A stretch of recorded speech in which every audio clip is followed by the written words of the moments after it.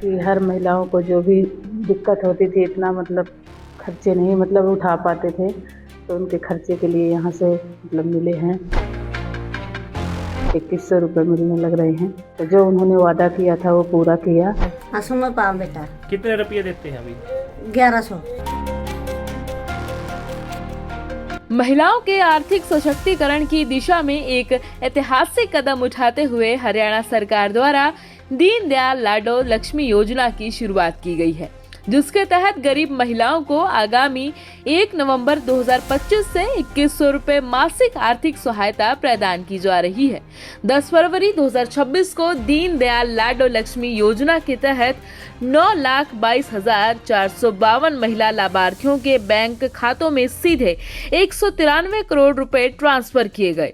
अब तक इस योजना के तहत 4 किस्तों में कुल 634 करोड़ रुपए जारी किए जा चुके हैं। 1100 रुपए जो पर महीने महिलाओं को देती है सरकार, उससे आपको काफी मदद मिलती है। हाँ मदद मिलती है बेटा। पंडित दीनदयाल उपाध्याय की 109वीं जयंती के मौके पर 25 सितंबर 2025 को लॉन्च किए गए दीनदयाल लाडो लक्ष्मी मोबाइल ऐप के जरिए 10,51,029 महिलाओं ने आवेदन किया। इनमें से 9,22,452 महिलाएं पात्र पाई गयी। फरवरी 2026 से हर महीने 1100 रुपए सीधे लाभार्थी के बचत बैंक खाते में जमा किए जा रहे हैं, जबकि 1,000 रुपए सरकार द्वारा चलाए जाने वाले फिक्स्ड डिपॉजिट अकाउंट में रखे जाएंगे। हर घर हर गृहिणी योजना के तहत गैस सिलेंडर रिफिल करवाने वाली हमारी लगभग 12,62,000 बहनों के बैंक खाते में जो गैस का सिलेंडर है उनको 500 रुपये में मिलेगा, ऊपर की राशि उनके खाते में पहुंचाई जाएगी।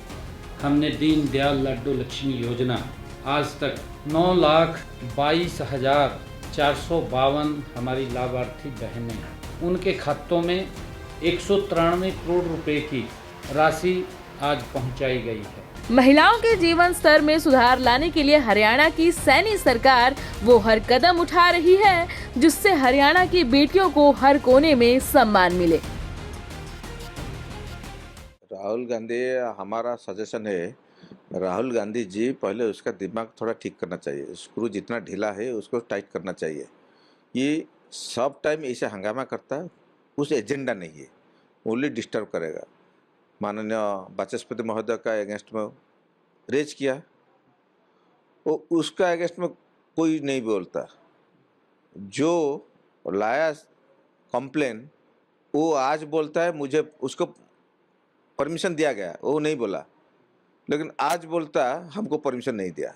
सिर्फ वाचस्पति महोदय का जो केस में फेल हो गया, चर्चा क्या था पहले ऐसे था, प्रेसिडेंट का स्पीच बारे बात नहीं करके चाइना से बात किया। सिमिलरली राष्ट्रपति स्पीकर महोदय का बात में जो नो कॉन्फिडेंस मोशन था उसका बारे में कुछ बात नहीं किया, दूसरा बकवास करता गाँव सरकार का विरुद्ध में बोला था, जो कि हमारा माननीय फाइनेंस मिनिस्टर भी ऐसे बोल दे। सरकार के लिए दूसरा चर्चा होता, स्पीकर को नो कॉन्फिडेंस मोशन अलग बात है। सिमिलरली आज उसको मौका दिया गया एलपीजी बारे में, मिडिल ईस्ट बारे में बोलने के लिए, लेकिन ये उसको छोड़कर सरकार के अगेंस्ट। उसको एक्चुअली प्रॉब्लम है, उसको मालूम नहीं क्या बोलना है। अगर उसको बोलेंगे तो बोल नहीं पाएंगे। हम ऐसे आज भी बात कर रहा था, उसको बोलेंगे तो बोल नहीं पाएंगे, हंगामा दूसरा था उसको किसी हंगामा करके डाइवर्ट करेंगे।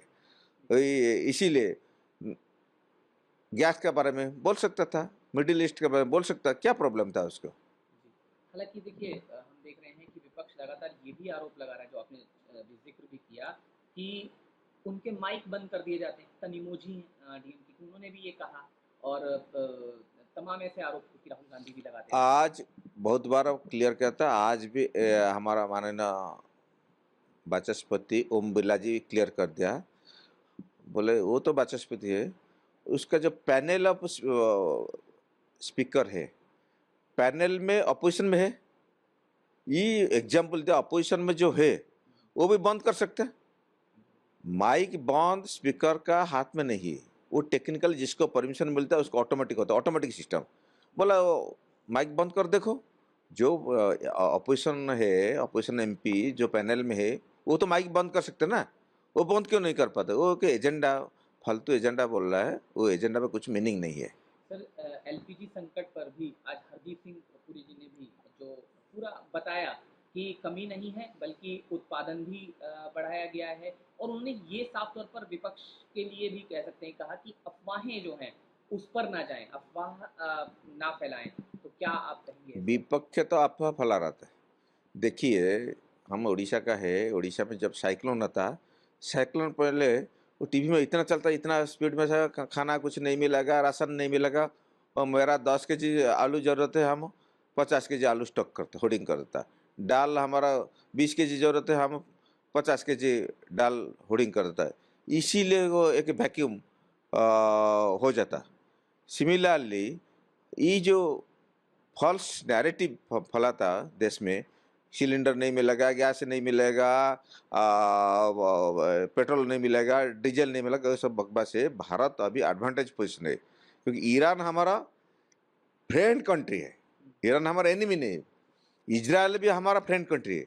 दो फ्रेंड कंट्री का बीच में ये लड़ाई हो रहा है, बहुत सेंसिटिव है। कोई भी स्टेटमेंट देगा बहुत गड़बड़ हो जाएगा।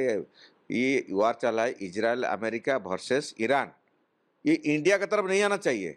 विपक्ष देश के लिए नहीं काम कर रहा है, देश के विरोधी में काम कर रहा है। इसीलिए विपक्ष उसको जानना चाहिए, एक ही भी स्टेटमेंट इंडिया भी वार में जुड़ जाएंगे, उसको विरत होना चाहिए विपक्ष। अभी कोई प्रॉब्लम नहीं, अल्टरनेट बहुत सिस्टम है। भारत एक महान गणतंत्र है, इसमें आज भी हरदीप सिंह पुरी जी बोले तो अल्टरनेट जो है इंडक्शन है, ये है, बायोगैस भी है, दूसरा सब अल्टरनेटिव इसको खोल देंगे। और जितना भी है हमारा बहुत सारा स्टॉक है, कोई प्रॉब्लम नहीं। दूसरा कंट्री हमको हेल्प करेंगे। सर राम मंदिर तक को जोड़ दिया विपक्ष ने, तो अवधेश प्रसाद ने सपा के एमपी वो तो कह रहे हैं कि राम मंदिर की रसोई भी आज़ादी के बाद पहली बार ऐसा हुआ है कि बंद हो गई है। और मैं धन्यवाद दे रहा विपक्ष को, बहुत दिन के बाद राम का नाम तो लिया, सही, राम जी का नाम, उसका चिंता हुआ, राम जी का रसोई क्यों बंद हो गया। कितना दूर सच है कि झूठ है मुझे मालूम नहीं, फिर भी राम मंदिर में ये जो टेम्पोररी थिंग है, बायोगैस देंगे, इंडक्शन देंगे, ये टेम्पोररी थिंग सॉर्ट आउट हो जाएगी, कोई प्रॉब्लम नहीं है। लेकिन विपक्ष राम मंदिर के लिए चिंतित है, इसीलिए बहुत खुश लग रहा है। तो सर एक सवाल अन्य है, टीएमसी जो है जो हमारे मुख्य चुनाव आयुक्त हैं उनके खिलाफ जो है प्रस्ताव लाने के लिए वो ये कह रही है लाए हैं, और कई सांसद जो हैं समाजवादी पार्टी के या दूसरे दलों के वो उनके साथ हैं महाभियोग लाने में।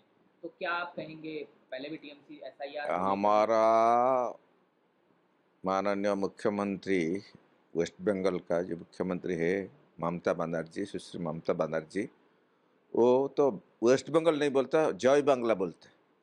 बांग्लादेश को मैंने एक्चुअल सोच रहा है वेस्ट बंगाल भारत इंडिपेंडेंस होने के बाद सेपरेट हो गया, ईस्ट पाकिस्तान बांग्लादेश बन गया। बांग्लादेश मीन्स विदेशी, से दुनिया में जो इंग्लिश बोलेगा ब्रिटिशर होता, दुनिया में जो बांग्ला बोलेगा वो बंगाली होता, वेस्ट बंगाल का होता। वो उसका दिमाग में ऐसे घुस जाता, वो महाभियोग क्यों करता, उसका दिमाग अभी है वो हार रहा है, ममता बनर्जी हार रहा है वो कंप्लीट, क्योंकि एसआईआर में जो बांग्लादेश से घुस बैठे और उसका नाम है, उसका नाम कट जाएगा तो हारेंगे।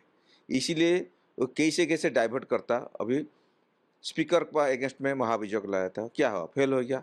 अभी डाइवर्ट को दबाव में डालना चाहता हो, इलेक्शन कमिश्नर को दबाव में डालकर उसको प्रेशर करेंगे, कैसे उससे लूज होगी, वो छोड़ने वाला नहीं है।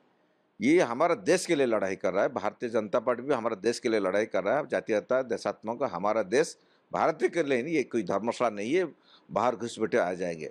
सो इसीलिए ये दबाव डालकर सीईओ को प्रेशर में डालकर पार्लियामेंट का टाइम वेस्ट कर रहा है, सांसद सबका टाइम वेस्ट कर रहा है, सबका टाइम वेस्ट कर रहा है।